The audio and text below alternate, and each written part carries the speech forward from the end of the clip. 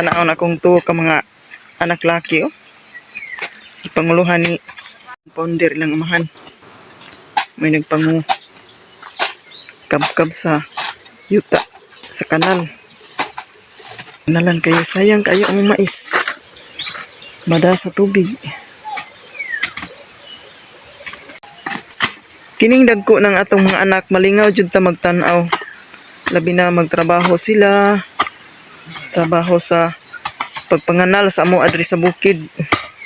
Kaya aron dili banlas ang amo ang kamaisan. Sa among kamaisan sayang kay mabanlas ni.